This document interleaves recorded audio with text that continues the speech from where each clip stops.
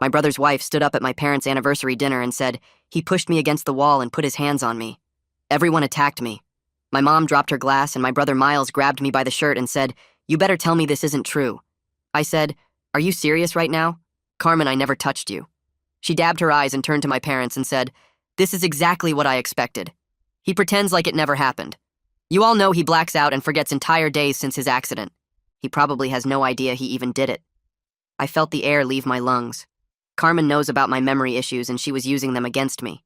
Miles got in my face and said, "Do you remember that night or not?" I tried to think back, but there was nothing there. He grabbed my shoulders and shook me and said, "Answer me." I said, "I don't know." Miles looked over at my girlfriend Jade and said, "You believe this, right? You see what he's doing?" Jade wouldn't even lift her head. She just kept staring at the floor. Carmen grabbed Miles's arm and said, "I want to go to the police. I want to go right now." My mom had to grab the counter to keep herself standing. Miles let go of me and stepped back like I was contagious. The ring in my pocket felt like it weighed 100 pounds. Miles dragged me inside and told me to stay in the living room while they sorted this out. He came back a few minutes later and his face was twisted with rage. He said, "You're done. I don't want you near Carmen ever again, and I'm telling everyone what kind of person you really are." I asked him to just listen to me for a second and he said, "I don't want to hear your voice right now." I said, "I swear I didn't do anything." He punched the wall next to my head and screamed, "Then why can't you just say that? Why do you keep hesitating?" I didn't have an answer. My mom came in next and her eyes were swollen and red. She stood in the doorway and said, "I can't believe I raised someone capable of this." Then she walked away before I could get a single word out. I sank into the couch, feeling like the walls were closing in. Then I heard Carmen's voice floating through the window, telling Miles that she had been researching protective orders all week. My whole body went cold. That's when Jade walked in and leaned against the doorframe with her arms folded tight.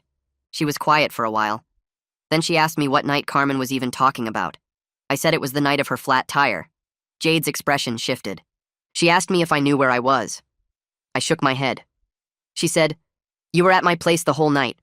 You slept on my couch because you had to take me to get my car fixed the next morning." I just stared at her. She asked about the night before. I shrugged. She said, "We went to that new pasta place downtown." I still have the confirmation email. She pulled out her phone and started tapping through it. I asked her what she was about to do. She headed for the back door and said, "Carmen is going to explain this to my face." I followed her outside, and Carmen was still pressed against Miles, acting terrified. Jade walked straight up to her and asked, "What time did he supposedly do this?" Carmen sniffled and said, "After everyone went to bed." Jade holds up her phone and says, "Interesting, because he was passed out on my couch until noon the next day, and I have pictures with timestamps." My mom turns to Carmen and asks, "Could you be thinking of a different night, sweetie?" Carmen's face twitches and she says, "Maybe it was the night before." Jade pulls up the email and says, "He was with me then too, eating pasta and watching bad movies. Try again." Miles steps toward Carmen and says, "Just tell me when this happened." Carmen's voice starts cracking and she says, "I know it was sometime that week." Jade crosses her arms and says, "Name literally any night, I'll wait all day."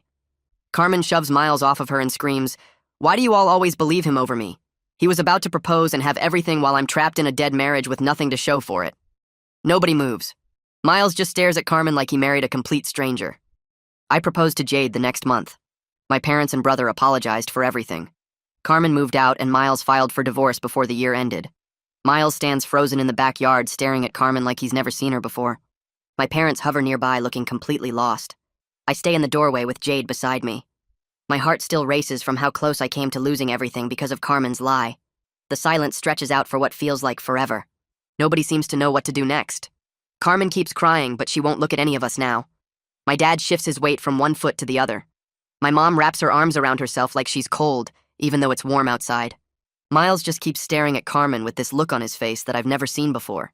It's like he's trying to figure out who this person actually is.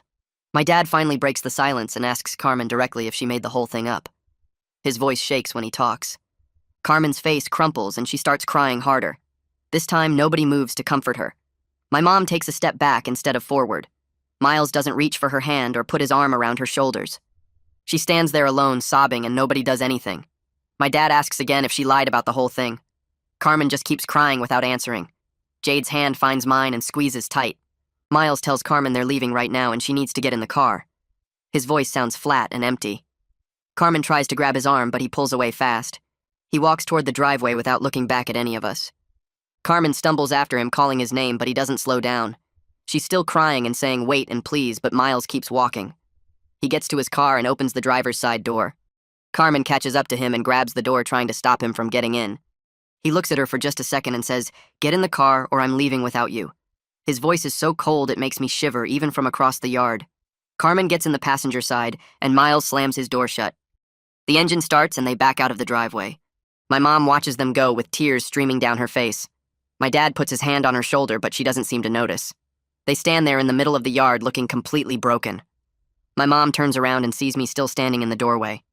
She walks over slowly like her legs aren't working right. She reaches for my hand. Tears keep running down her face and she says she's so sorry. Her voice cracks on the words. I don't pull away, but I can't bring myself to say it's okay. It's not okay, and we both know it. She squeezes my hand and keeps apologizing over and over. My dad comes over too and puts his hand on my shoulder. He says they should have believed me right away. He says there's no excuse for what they did.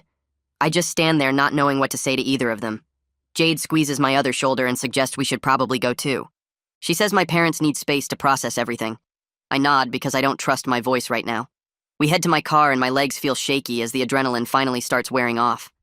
My hands shake when I try to get the keys out of my pocket. Jade takes them from me and says she'll drive. I get in the passenger seat and lean my head back against the headrest. The whole drive back to my apartment feels like a blur. Jade asks if I'm all right, and I realize I don't actually know how to answer that. I'm relieved everyone knows the truth now. But I can't stop thinking about how quickly my own family turned on me. My mom wouldn't even look at me. Miles grabbed me and shook me like I was some kind of monster. They all believed Carmen without even asking me what really happened. Jade reaches over and takes my hand while she drives. She doesn't say anything else, and I'm grateful for that. We get home, and I just sit on the couch staring at nothing. Jade goes into the kitchen, and I hear her filling the kettle with water. She comes back a few minutes later with 2 cups of tea and sits next to me. She says she knew I couldn't have done what Carmen claimed. She says she knows who I am as a person. Her words make my throat tight, and I have to blink a few times. I pull out the engagement ring I've been carrying around all night and look at it. The small box feels heavy in my hand. I think about how I almost lost my chance to propose because of Carmen's jealousy. Jade notices and her eyes go wide. She stares at the box and then looks at my face. I tell her this isn't how I wanted to do this. I wanted it to be special and romantic and perfect. But after tonight, I'm more sure than ever that she's the person I want by my side through everything. She just proved she'll stand up for me even when everyone else turns against me. I get down on one knee right there in our living room and ask her to marry me. My voice shakes, but I get all the words out. Jade says yes immediately. Her voice comes out loud and clear with no hesitation at all. We both start crying happy tears, which feels like the first good thing to happen in hours. She tells me she would have said yes even if I'd asked her in a parking lot or a grocery store. I slide the ring onto her finger, and she pulls me up off the floor and kisses me. We hold each other on the couch and just breathe for a while. Everything that happened tonight still sits heavy in my chest, but at least I have this one perfect moment. My phone starts buzzing in my pocket. I can feel it going off over and over against my leg. Jade notices and asks if I want to check it. I pull it out and see the screen lighting up with text after text. My mom's name appears 3 times in a row. Then my dad. Then Miles. The messages keep coming in so fast the phone barely stops vibrating. Jade leans over and glances at the screen. She suggests I might want to at least see what they're saying. I shake my head and put the phone face down on the coffee table. I tell her I can't deal with that right now. She nods and takes my hand. We sit there for a while just breathing together. The ring on her finger catches the light from the lamp, and I stare at it. Jade asks what I'm thinking about. I tell her we should probably start talking about actual wedding plans instead of just saying someday. Her face lights up and she shifts to face me better on the couch. She asks if I'm serious right now. I say I've never been more serious about anything. We start throwing out ideas about what kind of wedding we want. Jade says she's always pictured something small and outside if the weather's nice. I agree because the thought of a huge formal thing sounds exhausting. She pulls out her phone and starts looking up venues in the area. My phone keeps buzzing on the table, but we both ignore it. She shows me pictures of a garden venue about 20 minutes from here. I look through the photos and tell her it's perfect. She saves it to a folder and keeps scrolling. We talk about possible dates and she suggests spring because fall might be too rushed. I agree, and we start looking at weekends in April and May. My phone finally stops buzzing for a minute, and the apartment gets quiet except for our voices. Jade leans her head on my shoulder and says she can't believe we're actually doing this. I kiss the top of her head and tell her I should have asked months ago. She says the timing ended up being exactly right, because now she knows for sure I picked her over everyone else. That hits me harder than I expected, and my throat gets tight. I wrap my arm around her, and we keep looking at wedding stuff on her phone until my eyes start getting heavy. I wake up to sunlight coming through the window, and Jade already awake beside me. She's on her phone scrolling through something. I ask what time it is, and she says almost 9. I realize we fell asleep on the couch, still in our clothes from last night. My neck hurts from the weird angle, and I sit up slowly. Jade hands me my phone from the coffee table. The screen shows 17 missed calls and way too many text messages to count. I unlock it and start scrolling through everything. My mom sent 6 messages asking if I'm okay and if she can come over to talk. My dad sent 3 saying they need to apologize properly and asking me to please respond. Miles sent one really long message that I have to scroll through multiple times to read the whole thing. He says he's moving out of the house he shares with Carmen and he needs to figure some things out. He apologizes again and says he understands if I don't want to talk to him. There are more messages from my mom saying she's worried and asking Jade to let her know I'm safe. I show the phone to Jade and she reads through some of them. She asks what I want to do. I tell her I need a few days before I can handle seeing any of them face to face. She agrees and says we should let them know we need space. I start typing out a message to my mom saying I'm okay, but I need time to process everything. Jade looks over my shoulder and suggests I mention that she's with me so they don't worry. I add that in and hit send. My mom responds within 30 seconds saying she understands and they'll wait until I'm ready. She adds that she loves me and she's so sorry. I stare at that message for a minute before locking my phone again. Jade gets up and heads to the kitchen to make coffee. I follow her and lean against the counter while she fills the pot with water. She asks if I'm hungry, and I realize I haven't eaten since lunch yesterday. She starts pulling out eggs and bread for breakfast. My phone rings on the counter and Sebastian's name pops up. I answer and he immediately asks if I'm all right. I tell him I'm okay and ask how he even knows about last night. He says my mom called him this morning asking if he'd heard from me. I fill him in on everything that happened with Carmen's accusation and Jade proving I had an alibi. Sebastian gets really quiet for a second, and then he starts swearing. He says Carmen deserves whatever's coming to her for pulling something like that. I agree, but tell him I'm more focused on moving forward right now. He asks if there's anything he can do, and I say, just being available to talk helps. We chat for a few more minutes about nothing important, and then hang up. Jade hands me a plate of scrambled eggs and toast. We eat standing at the counter because neither of us wants to go back to the couch yet. My phone buzzes again around 2 in the afternoon. This time it's Miles asking if we can meet for coffee, just the 2 of us. He says he needs to apologize face to face and explain some things about Carmen. I read the message out loud to Jade, and she asks what I think. I tell her I'm not sure if I'm ready, but I also know we can't avoid each other forever. She suggests maybe giving it a couple days so I have time to figure out what I want to say. I text Miles back saying I'll meet him, but I need a few days first. He responds immediately saying whenever I'm ready and he'll be there. I suggest the coffee shop near my apartment for Thursday afternoon. He agrees and thanks me for being willing to talk. I put my phone away and try not to think about what that conversation is going to be like. Jade and I spend the rest of the day watching movies and pretending everything is normal. She orders pizza for dinner and we eat it straight from the box. My phone stays quiet except for one more message from my mom saying she's thinking of me. I send back a short response telling her I'm doing okay and I'll call her soon. Thursday morning comes faster than I want it to. I wake up feeling like my stomach is full of rocks. Jade makes me eat breakfast anyway and tells me it's going to be fine. I get dressed and check the time about 50 times before I finally have to leave. The coffee shop is only a 10-minute walk, but I take almost 15 getting there. I see Miles's car already in the parking lot when I arrive. I take a deep breath and head inside. Miles is sitting at a corner table away from everyone else. He looks up when I walk in, and I can see how tired he is even from across the room. His eyes have dark circles under them, and his hair looks like he hasn't brushed it in days. I order a coffee at the counter and then walk over to his table. He stands up when I get close like he's not sure if he should hug me or shake my hand or what. I just sit down across from him and he does the same. We both stare at our coffee cups for a minute. Finally, Miles starts talking. He tells me he's filing for divorce and moving back in with our parents for now. His voice sounds rough, like he's been crying or yelling or both. He says he's been up all night thinking about the past year with Carmen. He keeps noticing all these little things he missed about how unhappy she was. I don't say anything yet because I can tell he needs to get this out. He talks about how Carmen would make comments about other couples and how they seemed so happy. He thought she was just stressed from her job. He didn't realize she actually resented their whole life together. Miles stops and rubs his face with both hands. Then he looks right at me and his voice cracks. He apologizes for grabbing me at the anniversary dinner. Nah. He says he should have listened when I tried to defend myself instead of just assuming the worst. I tell him I get that he was trying to protect Carmen, but it still hurt that he believed her so fast. He nods and says he knows and there's no excuse for it. We sit in silence for another minute. Then Miles starts explaining more about Carmen's behavior over the past few months. He says she kept dropping hints about feeling trapped.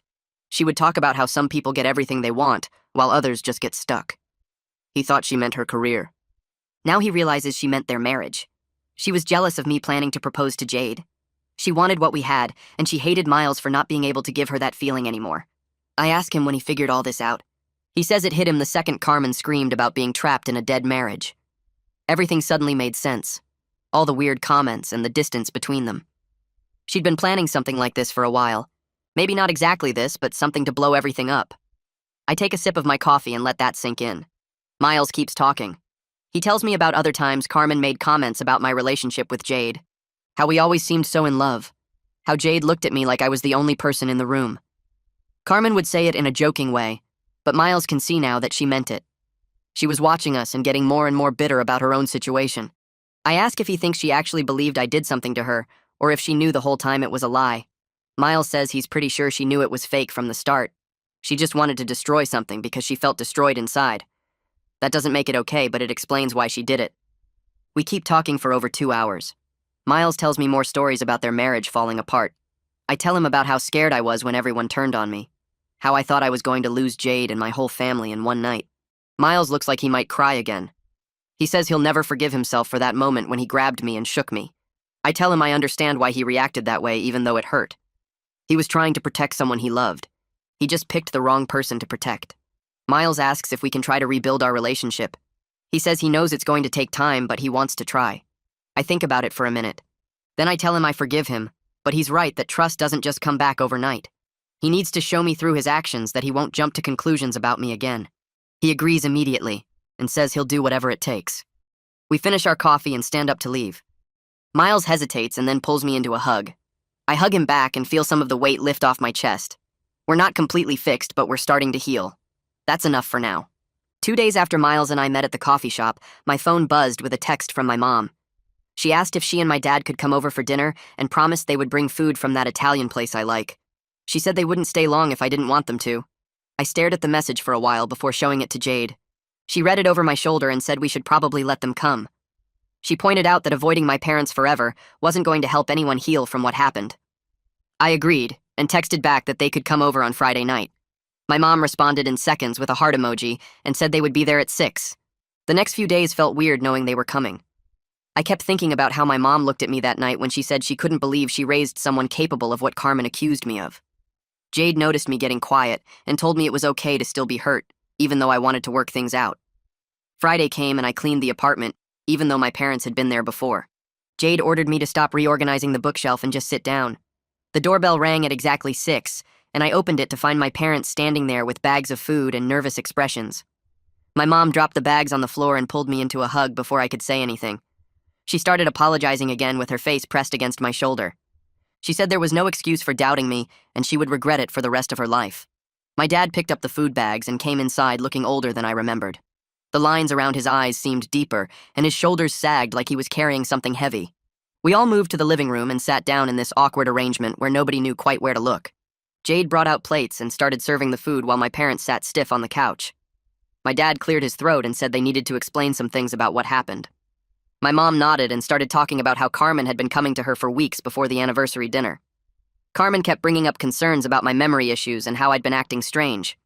She would mention times when I supposedly said things I didn't remember or showed up places without knowing how I got there. My mom admitted she should have asked me directly instead of just listening to Carmen plant all these seeds.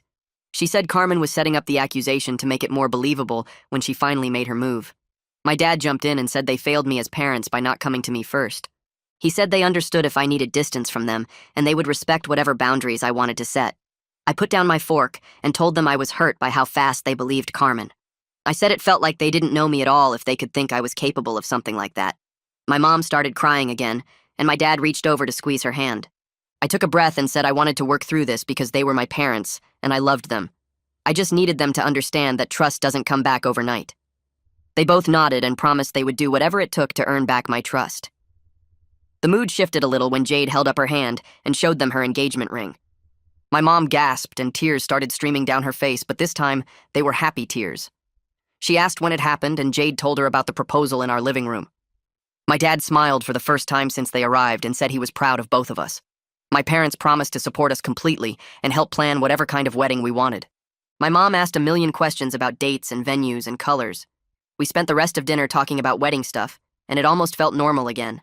They left around 9 and hugged us both at the door. My mom whispered that she loved me, and my dad patted my shoulder in that way he does when he's too emotional to speak.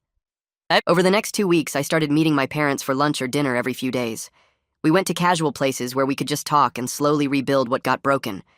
They made genuine efforts to show they trusted me and respected my boundaries.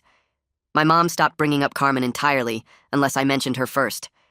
My dad would text me random things during the day just to stay connected. It wasn't perfect, but it was progress. One night, Miles called and said he was moving into our parents' guest room.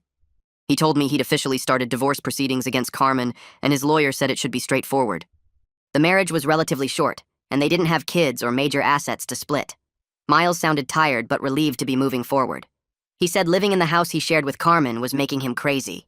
Carmen's number showed up on my phone one afternoon, and I blocked it before the call could even connect. Over the next week, she sent messages through mutual friends asking to explain herself. Every message said she was sorry and wanted to talk.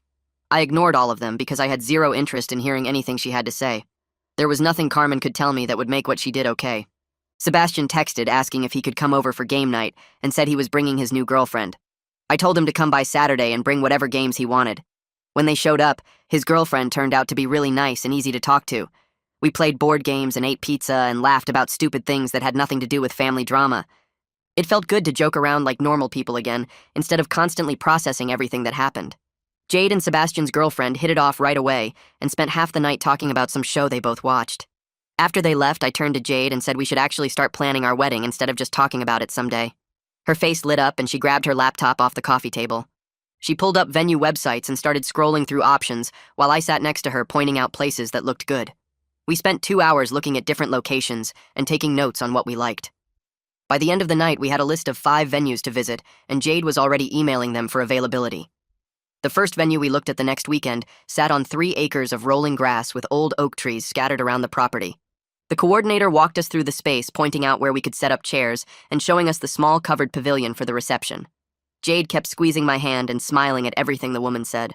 We could fit about 60 people comfortably, and the whole place felt private and peaceful. The coordinator pulled out her calendar and showed us available dates for next spring. Jade picked a Saturday in late April when the weather should be perfect. We put down a deposit right there and scheduled another meeting to finalize details. On the drive home, Jade kept talking about flower arrangements and what kind of food we should serve. I felt lighter than I had in weeks, knowing we were actually moving forward with our life together. My mom called 2 days later and asked if we could meet for coffee. She sounded nervous on the phone, which made me nervous too. We met at a place near my apartment and she ordered tea but didn't drink any of it. She kept turning the cup in circles on the table and finally said she wanted us to go to therapy together. She said she couldn't stop thinking about how quickly she had turned on me and she needed help understanding why she did that.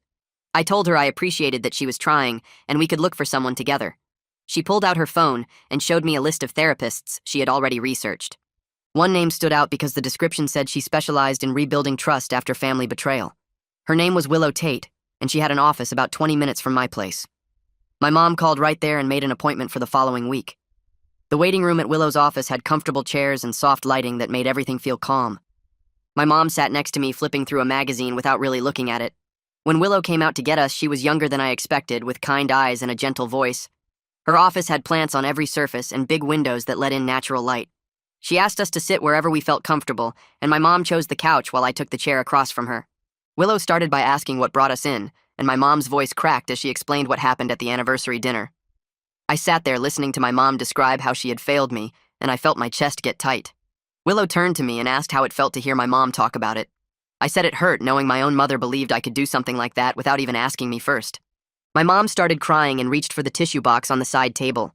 Willow didn't rush either of us and just let the silence sit there until my mom could speak again. She said she was so sorry and she wanted to do better. Willow asked what doing better would look like, and we spent the rest of the session talking about communication and trust. By the end, my mom promised she would always come to me first before believing anything anyone else said about me. Miles texted me that night saying Carmen had moved to stay with her sister in another state. He said she wasn't fighting the divorce at all and just wanted it done as fast as possible. He sounded relieved in his messages, but also kind of sad. I called him instead of texting back, and he answered on the first ring. His voice was tired when he said hello. I asked how he was really doing, and he was quiet for a few seconds. Then he said it was weird living in a house that used to have Carmen's stuff everywhere and now felt empty. He said part of him was sad the marriage ended this way, but mostly he felt stupid for not seeing who Carmen really was.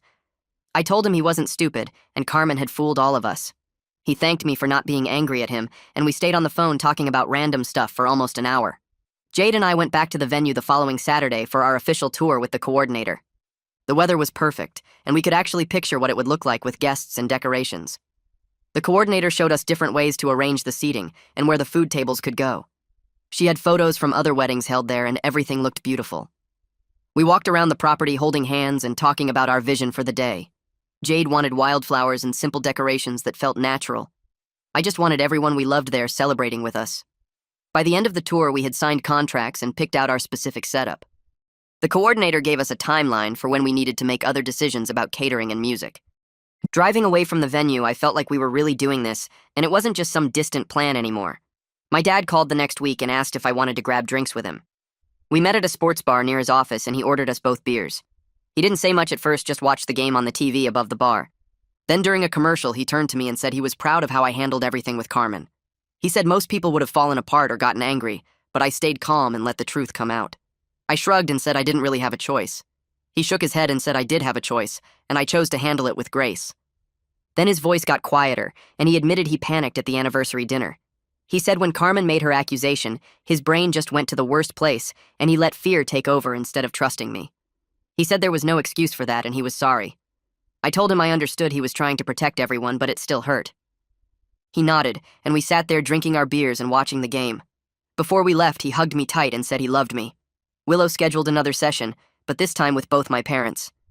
My dad looked uncomfortable in the waiting room like he didn't want to be there. Once we got into Willow's office, she asked what we wanted to accomplish together. My mom said she wanted to make sure we never had another situation where they doubted me. My dad agreed and said they needed better boundaries. Willow asked what that meant to them, and we spent an hour talking about how they should handle things if someone ever came to them with concerns about me again. They both agreed they would always talk to me directly first, instead of believing secondhand information. Willow wrote down some guidelines we all agreed on and gave everyone a copy. She said rebuilding trust takes time, but having clear expectations helps. By the end of the session, I felt like we had actually made real progress instead of just talking in circles. Sebastian called asking if he could help Miles move out of his old house. I said I'd come too, and we met Miles there on Saturday morning. The place looked sad with half the furniture gone and boxes everywhere. Carmen had already taken her stuff the week before, so now it was just Miles packing up what was left. Sebastian and I loaded boxes into the truck, while Miles wandered around checking closets and drawers. He found an old photo of him and Carmen from their wedding, and just stared at it for a minute before tossing it in the trash. Sebastian tried to lighten the mood by making jokes about Miles being single again. Miles laughed a little and said at least he wouldn't have to deal with Carmen's family anymore. We finished loading everything by early afternoon and drove to Miles's new apartment across town. The place was smaller but nicer and felt like a fresh start. While we unpacked boxes, Miles said he was actually looking forward to being on his own for a while. He said he needed time to figure out who he was without Carmen. Jade and I spent that evening addressing save the dates for our spring wedding. We had ordered simple cards with our photo and the venue information. My mom had offered to help pay for the wedding, and we accepted because it felt like another step toward healing. Jade wrote out addresses while I stuffed envelopes and added stamps. We made a list of everyone we wanted there, which ended up being about 50 people. My parents were at the top of the list along with Miles and Sebastian. Jade's family would fly in from out of state. We talked about seating arrangements and who should sit where. Everything felt real now with actual dates and plans instead of just ideas. When we finished the last envelope, Jade leaned over and kissed me. She said she couldn't wait to marry me, and I said the same thing back. Miles's phone rang 2 weeks later while we were having lunch together. He stepped outside to take the call and came back looking relieved. He said Carmen's divorce lawyer had called about finalizing everything quickly. Carmen wanted the whole process done as fast as possible and wasn't asking for anything complicated. Miles said his lawyer told him it could be finished in less than 3 months since they didn't have kids or major assets to split. He seemed lighter after that call, like a weight had been lifted. I asked if he was okay with how fast everything was moving, and he said he just wanted it over. He said the sooner the divorce was final, the sooner he could actually move on with his life. We finished lunch and he paid the bill, saying it was his treat for being such a good brother through all this mess. I scheduled a solo session with Willow the following week because I needed to work through some things that kept bothering me, even though everything got resolved. When I sat down in her office, she asked what was on my mind, and I told her I kept thinking about how easily Carmen used my memory problems against me. I said it scared me that someone could do that again, and I wouldn't be able to defend myself. Willow leaned forward and asked if I really believed that after what happened with Jade. She reminded me that I had people in my life now who knew me well enough to vouch for me when it mattered. She said Carmen's manipulation worked because she exploited a specific moment of confusion, but that didn't mean my memory issues made me permanently vulnerable. We talked about how I could build stronger support systems and document my life better, just for my own peace of mind. By the end of the session, I felt less anxious about the whole thing and more focused on moving forward with Jade. Miles called me 3 weeks later sounding different, lighter somehow. He asked if I wanted to grab lunch and catch up. We met at a sandwich place near his new apartment, and he looked better than he had in months. He told me he'd been going on dates and actually enjoying himself for the first time in years. I asked if anyone was serious, and he shrugged and said he was just seeing where things went. Then he got quiet for a minute and said he'd been thinking a lot about his marriage to Carmen. He said he realized they were never really compatible from the start, but he ignored all the warning signs because he thought that's what he was supposed to do. He said Carmen always seemed unhappy, but he kept trying to fix it instead of accepting they just didn't work together. I listened and nodded because I could tell he needed to say all this out loud. He thanked me for not saying I told you, so even though I probably wanted to. I told him I was just glad he was doing better now. My parents kept showing up for Jade and me in ways that actually mattered instead of just saying sorry over and over. My mom started texting Jade directly about wedding stuff and asking her opinion on decorations and flowers. One Saturday, they went shopping together for centerpiece ideas and came back laughing about something that happened at the store. My dad pulled me aside that same week and offered to help us work through all the planning details since he'd done it before with my parents' wedding. He said he wanted to make sure we had everything we needed and weren't stressed about money or logistics. Jade and I both felt like they were genuinely trying to be part of our lives in a healthy way instead of just feeling guilty. We had dinner at their house every other week, and it started feeling normal again, like we'd moved past the worst of everything. Jade's parents flew in 2 months before the wedding to meet my family officially. We all went out to dinner at a nice Italian place downtown, and I was nervous about how it would go. My mom made a point of sitting next to Jade's mom and telling her right away how grateful she was that Jade stood up for me when everyone else doubted. Jade's mom smiled and said she raised her daughter to trust her instincts and stand by the people she loves. My dad and Jade's dad hit it off talking about sports and work stuff. By the end of dinner, everyone was laughing and making plans to get together again before the wedding. Jade squeezed my hand under the table, and I knew she was relieved too. When we dropped her parents off at their hotel, her mom hugged me and said she was so happy Jade found someone good. We did our final walkthrough at the venue 3 months before the wedding, and everything looked perfect. The coordinator showed us where the ceremony would happen and where we'd set up tables for the reception. Jade kept pointing at different spots and asking questions about lighting and sound and flowers. She looked so happy planning everything that I just stood back and watched her for a minute. The coordinator asked if we had any other concerns, and I said it all looked great to me. Jade turned around and smiled at me and said she couldn't believe this was really happening. I told her I felt incredibly lucky that she stuck by me through everything with Carmen. She walked over and kissed me and said there was nowhere else she'd rather be. Miles texted me a few weeks later, asking if he could bring Raj as his +1 to the wedding. I knew Raj from a few family gatherings over the years and thought he was a good guy. I texted back that of course he could bring whoever he wanted. Miles called me that night and said he and Raj had been hanging out a lot lately, and he was glad to have a solid friend in his corner. I told him I was happy he was building a good support system and moving on from all the Carmen stuff. He laughed and said he was finally starting to feel like himself again. The divorce got finalized 2 weeks before our wedding. Miles called me right after he left the courthouse and said it was officially over. He sounded relieved more than anything else. He said at least now he could show up to my wedding and celebrate something good instead of dwelling on his own failed marriage. I told him I was glad that chapter was closed for him. He said he was too, and that he was looking forward to watching Jade and me start our lives together the right way. My parents hosted a rehearsal dinner the night before the wedding at their house. Everyone was there, including Jade's parents, Sebastian, Miles, and a few other close family members. My dad stood up halfway through dinner and clinked his glass. He said he wanted to apologize again for doubting me and thank Jade for her loyalty when it mattered most. My mom added that they were so grateful to have Jade joining the family. Everyone raised their glasses and the whole mood felt warm and happy. Jade leaned over and whispered that this was exactly what she hoped our wedding weekend would feel like. The morning of the wedding, I woke up nervous but excited. Miles and Sebastian came over to my apartment to help me get ready. We put on our suits and Sebastian kept making jokes about me finally settling down. Miles looked at me in the mirror and said he was really happy for Jade and me. He said watching us get married reminded him what real love and partnership should actually look like. Sebastian agreed and said we made it look easy, even though he knew it wasn't always. I told them both I appreciated them being there for me through everything. We finished getting ready and headed to the venue. The ceremony was beautiful and small, with about 50 people, including family and close friends. I stood at the front with Miles beside me as my best man and watched everyone take their seats. Then the music started, and Jade appeared at the end of the aisle in her dress. She looked perfect, and I felt my throat get tight. As she walked toward me, I thought about how close I came to losing this exact moment because of Carmen's lie. I thought about that terrible night at my parents' house when everyone turned on me and how Jade was the only one who fought for the truth. When she reached me and took my hands, I knew I was marrying the right person. We exchanged vows that we wrote ourselves, standing there holding hands in front of everyone who matters. I tell Jade she's my defender and the person who always believes in me, and her eyes fill with tears. She squeezes my hands tighter and says her vows about standing by me through everything. The officiant pronounces us married and everyone claps as we kiss. My mom is crying in the front row, and my dad has his arm around her shoulders. Miles stands next to me grinning and claps me on the back when we turn around as husband and wife. We walk back down the aisle together, and I can see my parents wiping their eyes. The reception starts right after, and people move from the ceremony area to the tables set up nearby. My mom comes over and hugs Jade for a long time, not saying anything at first. Then she pulls back and tells Jade she's the daughter she always wanted. Jade hugs her again and thanks her. My dad shakes my hand and then pulls me in for a hug too. Everyone finds their seats and the food gets served while people talk and laugh. Miles stands up with his glass and everyone gets quiet. He talks about learning from his mistakes and says he's grateful I found someone as loyal as Jade. His voice cracks a little when he mentions how Jade defended me that night, and he has to pause before finishing. He raises his glass and says he couldn't be happier for both of us.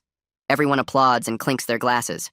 Jade and I stand up for our first dance, and the DJ plays the song we picked. She leans in close and whispers that she's so glad we didn't let Carmen's jealousy ruin our happiness. I tell her that watching her defend me that night was when I knew for certain she was the one. She smiles and rests her head on my shoulder as we keep dancing. Other couples join us on the floor after a minute, and the whole reception feels warm and happy. There's none of the tension from that terrible anniversary dinner months ago. My family has truly moved past what happened, and everyone is celebrating our new beginning. The DJ keeps the music going and people dance and talk and eat. Sebastian catches the garter later and holds it up like a trophy, joking about being the next one to get married. Everyone laughs and he takes a bow. The whole night feels joyful and completely drama-free, exactly what we wanted after everything we went through.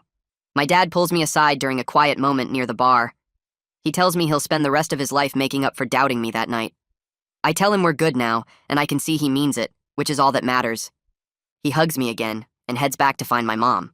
The reception winds down around 10, and Jade and I say goodbye to everyone. People line up outside with flower petals, and we walk through them to my car. Everyone cheers and throws petals at us as we get in. We drive to a hotel nearby where we booked a suite for the night. Tomorrow morning we're flying to Hawaii for 2 weeks. We check in and head up to the room with our overnight bags. The suite is nice with a big bed and a view of the city. Jade kicks off her shoes and sits on the edge of the bed. I sit next to her and we both just breathe for a minute, taking in the fact that we're actually married now. I think about how this whole nightmare with Carmen actually showed me who my real support system is. Jade proved herself completely when it mattered most. My family learned to trust me without question and to come to me directly instead of believing lies. Miles is rebuilding his life and finding happiness again. My parents earned back my trust through consistent actions and genuine apologies. Everything that happened brought us all closer in the end. We fall asleep holding each other, exhausted from the long day but completely happy. The next morning we wake up early and pack our stuff. We grab breakfast at the hotel and then head to the airport. The flight boards on time and we settle into our seats. As the plane takes off, I look out the window and feel genuinely at peace for the first time since that anniversary dinner. Carmen's gone and out of our lives for good. Miles is moving forward and building something better. My parents have earned back my trust through months of consistent support, and I'm married to my best friend who stood up for me when nobody else would. Hawaii is waiting for us, and we have 2 whole weeks to just be together without any family drama following us around. We land in Maui, and the warm air hits us as soon as we step off the plane. The hotel is right on the beach with palm trees everywhere, and we drop our bags in the room before heading straight to the water. Jade runs ahead and I follow her down to where the waves are coming in. We spend the afternoon swimming and floating on our backs, talking about how nice it is to be away from everything. That night we eat dinner at a restaurant with outdoor seating and watch the sunset turn the sky orange and pink. Jade reaches across the table and squeezes my hand. Over the next 2 weeks, we hike through rainforests and see waterfalls, go snorkeling and spot sea turtles, drive around the island stopping at random beaches. One morning, we wake up early to watch the sunrise from the top of a volcano, and Jade tells me she wants to buy a house with me when we get back. I tell her I want that too, somewhere with a yard and room for kids eventually. She smiles and leans against me while we watch the sun come up over the clouds. Hi. We talk about our jobs and whether we want to stay in the city or move somewhere quieter. She asks if I'd be okay living closer to my parents now that things are better with them. I tell her I think that would be good, actually, that I want our kids to know their grandparents. The vacation goes by too fast, and before we know it, we're packing to go home. We get back to our apartment late at night, and there's a card sitting on our doormat. I pick it up and recognize my mom's handwriting on the envelope. Inside, there's a note saying how proud they are of us, and a check that's way more than I expected. Jade looks over my shoulder and her eyes go wide. My mom wrote that they wanted to help with the honeymoon expenses, and that we deserve every happiness after everything we've been through. There's another card underneath from Miles with a bottle of expensive champagne taped to it. His note just says congratulations and that he's really happy for us. Jade opens the champagne right away, and we pour 2 glasses. We sit on the couch drinking and looking through all the photos from Hawaii on our phones. The apartment feels different now, like it's really ours instead of just a place we're staying.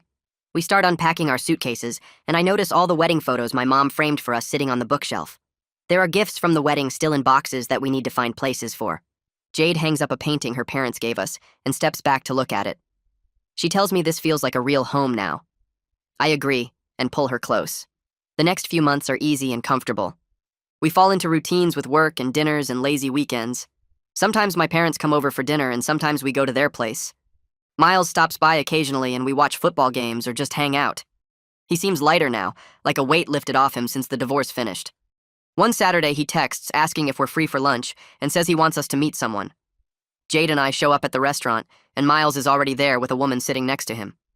He introduces her and she stands up to shake our hands. Her name is Sarah, and she's a teacher at the elementary school near Miles's new apartment. They met at a coffee shop a few months ago and have been seeing each other seriously since then. Sarah is warm and funny, asking us about Hawaii and telling stories about her students. She's completely different from Carmen in every way that matters.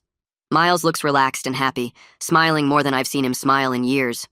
After lunch, we walk outside together, and Miles pulls me aside for a second. He tells me things are really good with Sarah, and he's glad he didn't rush into anything after the divorce. I tell him I'm happy for him, and I mean it.